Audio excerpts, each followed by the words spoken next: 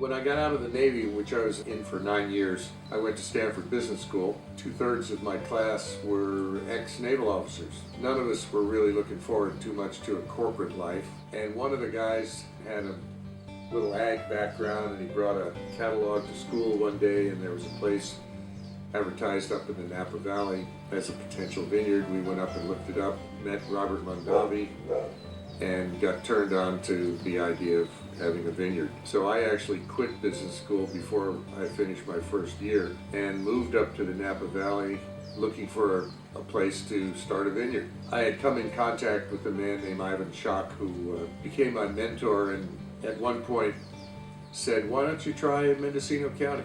I came up here and I fell in love with the place. Mendocino County is still real. Most of the holdings are small and in private hands, no big corporations really. So I just like it here, and I like the people here. I planted my first grape in 1970, I believe, and there were a lot of people around who doubted that Potter Valley could produce good grapes. Grapes that were worthy of being called world-class wines. All our grapes are farmed organically, so we are able to say on our label, made from organically grown grapes.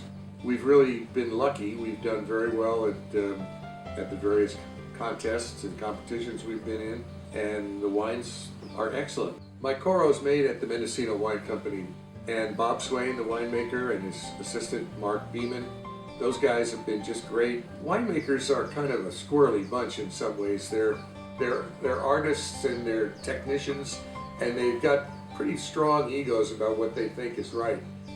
He and his assistant Mark are just great, and they've taught me a lot, as have all of the winemakers I deal with in the Coro.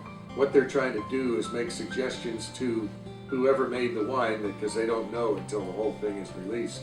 But they're making suggestions to make that wine better. And every year our Coros are better than the year before.